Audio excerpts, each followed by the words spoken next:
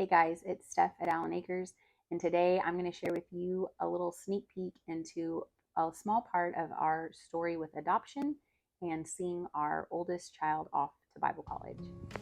Hi, my name is Stephanie. I am a mom of 7 and I homeschool.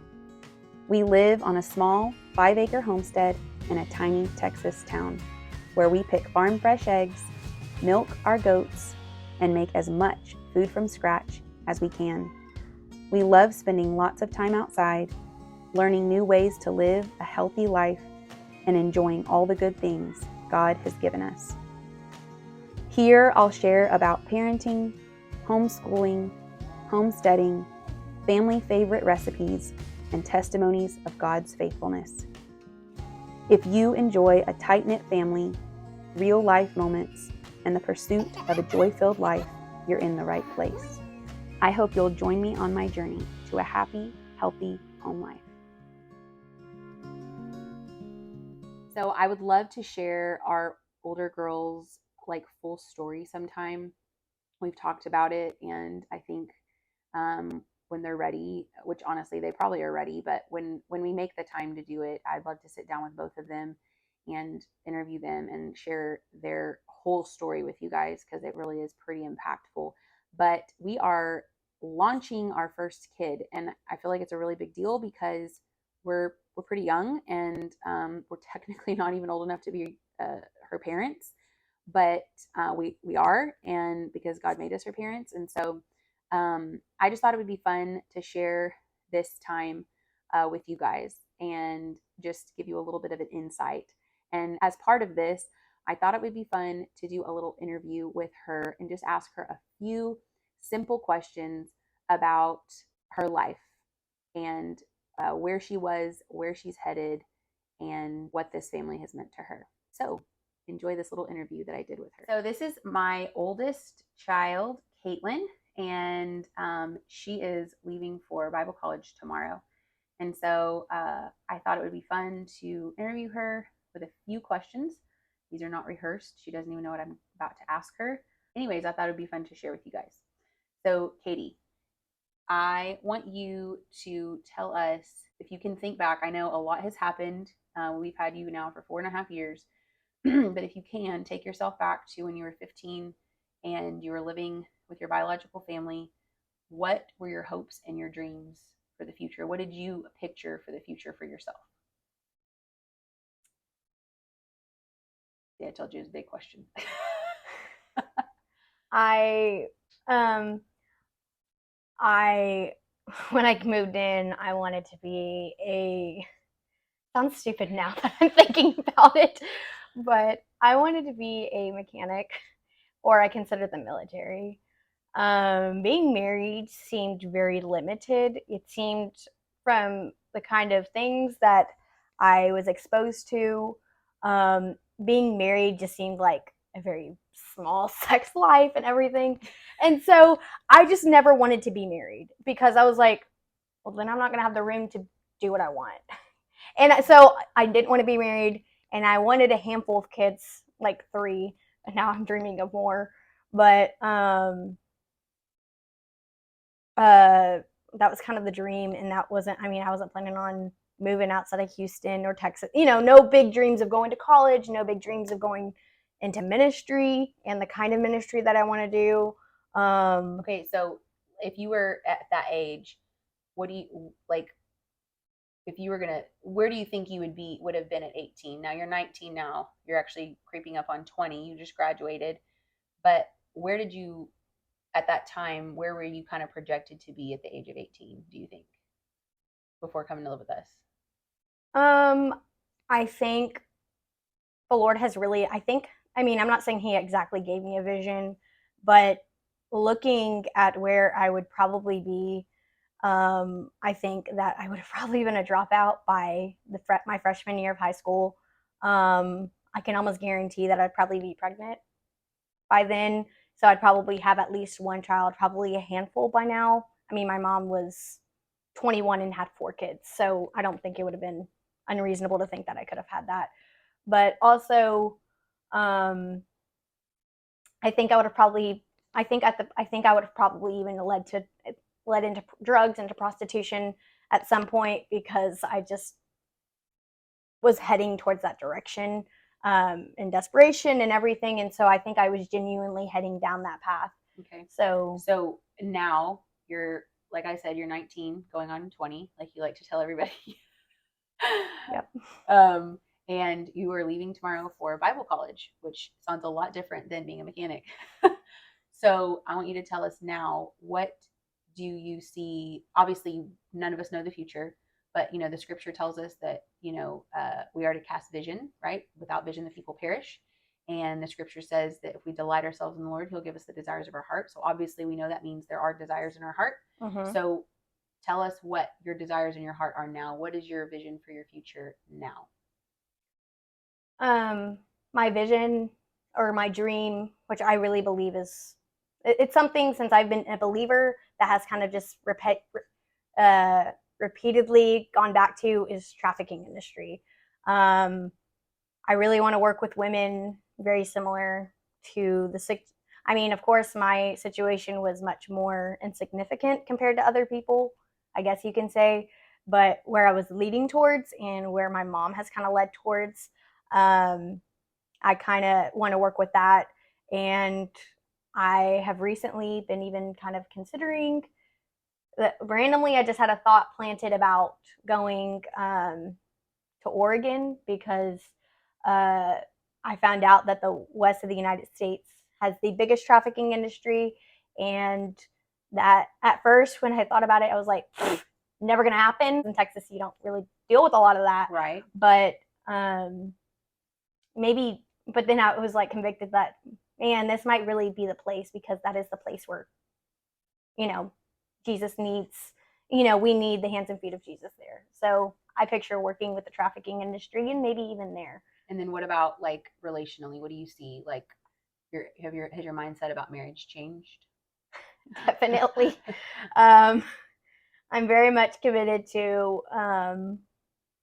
not getting in any form of relationship until the Lord leads me to somebody, and I would please love to be married. But of course, in the Lord's timing, but also we take applications through her dad. So just you could definitely say that. We'll filter all potential suitors. Yeah. Yes, definitely. Okay. So that's why I say yeah. I'm waiting until the Lord brings that in.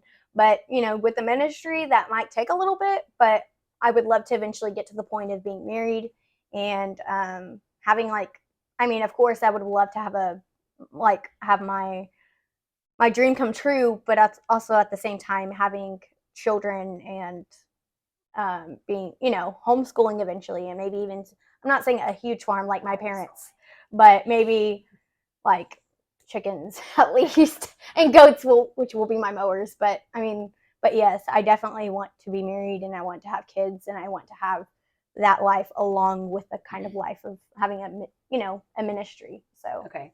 So last question, another big kind of broad question, but if you could, and again, I promise this is not rehearsed, but so she has no idea what I'm about to ask her, but if you could summarize in just a few sentences what being a part of this family, kind of share, I guess, what it means to you. That's probably the best way to put it. What living in this family, what being a part of this family. And when I say this family, I obviously mean our immediate family, my husband and I and our children, but our families also have taken the girls in as their own, of course. So our siblings and our parents as well. So what has it meant to be a part of our family for you for the last 4.5 years? Well, I will say that this family is very much in unity, and of course, just being with my mom there was never unity. There was always division. There was always competition. There was always wanting to be the best, because then you're the baby if you're the worst. But also my dad was not in the picture, so I didn't see much of him or his family. And then my mom had terrible relationships with a lot of my family. So there would be times when I would have my family in, and then just randomly we wouldn't be seeing them for years on end. And so that is not something I see at all in this family. There's a lot of, of course, best for yourself, kind of, but also best for the family. We tried to keep in unity. We try to, um, we really want to do what's best for each other, and we really care about each other, which was something I was not raised on. I was raised on backstabbing and, you know, but also it really gave me a vision of what family could look like, you know, because me and my mom were never on good terms. Me and my dad never spoken, and me and my biological siblings were not even close until we were separated. And so, not just having me and my biological siblings is relationship put back together, but also having a family where there's a real mom and a real dad that really care, but also even grandparents that really care and want to take time with us, and aunts and uncles and all that stuff that really spend time with us, that are not just randomly in and out of our lives. So I think it just really shows like what me, but also my siblings could have, a life genuinely of love and living to the fullness of how God intended it to be, So I paid her to say all that. I get zero money, okay? No, but that obviously, I mean, that's obviously a huge testimony and really cool. So now I said this was the last question, but I want to ask, so if you were going to describe your experience being adopted as a teenager, would you call it easy or hard? I would definitely not say it's easy. Yeah. It's been very rough. But if you could pick to stay where you were or to do this over again, even as hard as it was, which would you choose? I would choose to stay here. Okay. Even though it's been really rough. Yeah. But yes, it's definitely worth it. Yeah. So I wanted to just, I obviously knew, I didn't know exactly what she was going to say, but I obviously know her story. It's not a secret to me. But I just really wanted to highlight her story because I think it is evidence of the power of God, the power of family, and the power of love, because that's really ultimately what she and her sister needed. And like she said, it has not been easy, but you can just hear her testimony and you can see that anything is possible.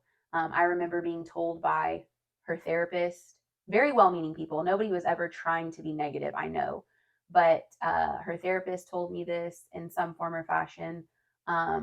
And also some well meaning family members. I remember when we got them, they told me there was really no point. There was really no hope, that once you're that age, pretty much, you're kind of set in stone. Like what's done is done, and there's no undoing it. From a more scientific perspective, the therapist said something about the synapses in the brain. They're all formed at that point. Most of the development is already done. And so, really, the trauma that's taken place and the ruts, so to speak, that have taken place in the brain, they're very hard to undo and overcome. And obviously, nobody's perfect, and she has, there's still things she can work on. And I'm definitely, neither one of us are professing that she's a perfect child, but but what I think is significant about her story is to think about who she was and who she is now, and they're pretty much not the same person. So that to me is evidence that, as scientific as we can be, and we're grateful for science, right? It's helped save people's lives, and it's very powerful, and there's a lot of truth in it, but it's not God, and they're not the final say. And I think she's she's evidence of that. And she's not the only one. Her sister and her younger sisters, her other sister that lives with us, and her biological brothers are also evidence of that. And so, if you have ever considered adoption and you're unsure, I hope that this encourages you. Or maybe it may discourage you, because we said it's hard. It's really hard. But I think it was worth it. And so we're obviously not losing her. She's not like leaving us forever, but we're launching her into the adult world, and she has some really big hopes and dreams and aspirations. And so it's a big deal for us. Mm-hmm. And we're young. We didn't think we'd be launching a kid when we were 32 and 33 years old, but here we are. and we're really excited for Caitlin, and we think she has a lot of potential, and we're excited for her next step. And so we are going to move her in and say not goodbye, but see you later for a little while, Yep. and letting her like flutter her little wings and become the adult she's been itching to be since we got her 4.5 years Yep. ago. You're not wrong.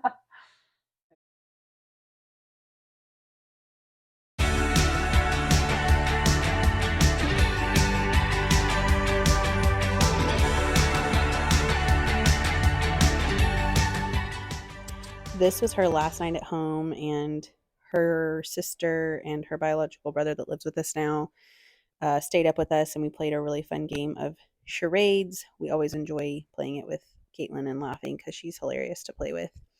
And then I also wanted to note that when I say adoption, I'm actually using the term kind of loosely. We've always just kind of said that because it's easier than explaining our situation, but our girls are actually not legally adopted.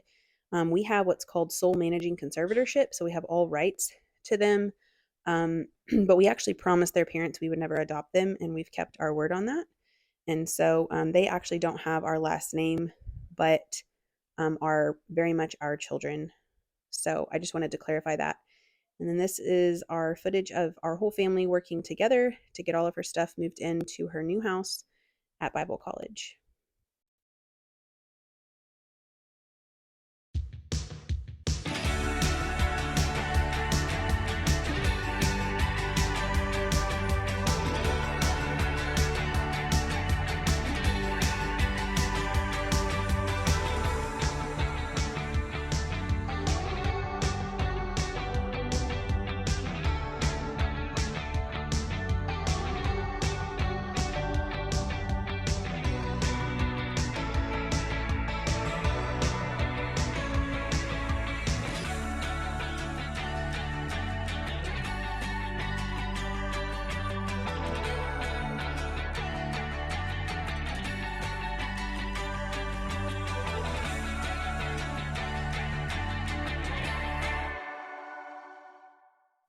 And a last minute life lesson on which coffee to buy at the grocery store. We took her to get what she needed for the week before we officially said our goodbyes and took her back to the house. So that's a wrap.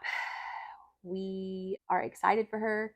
It is very bittersweet. Of course, our younger kids are, sad that she's moving out, and it'll take some adjustments to get used to for her and for us. But we know she's excited. We both, my husband and I, both have so much peace about this next step for her, that this is exactly where she's supposed to be. And we are just excited to see like where God takes her and what he has for her, especially in this next year. It's a very interesting place to be. I don't really know how to describe it. I don't even know exactly how I feel about it yet. If I'm honest, and it's this is no secret to anybody that knows me. In some ways, it feels like relief. It's been a really difficult journey raising kids that were raised by someone else for most of their childhood. But it's also been incredibly rewarding in some ways, and it's been very eye-opening, and it's definitely been encouraging, spiritually, because we've seen what God can do. And so if you have ever thought about adoption, if you've ever thought about fostering, and you're not sure, I want to encourage you that it is a huge impact that you can make. And I know not everyone's story is her story. In fact, I mean, a lot of teenagers I know that are adopted, their stories don't end up like that. And so we are so grateful that God has set her feet on a road headed in the right direction. And we know she still has a lot of learning to do as she truly becomes an adult in the adult world. But we're excited. So I hope that you enjoyed this little sneak peek into this part of our lives, and even getting to hear from one of our kids directly about how it is here in our home. I think specifically in this video, it really shares and highlights the power of a happy, healthy home life. If you have not already, please like this video and subscribe to my channel. I post a new video every week on all things related to homeschooling, homesteading, motherhood, parenting, and anything else that's related to a happy, healthy home life.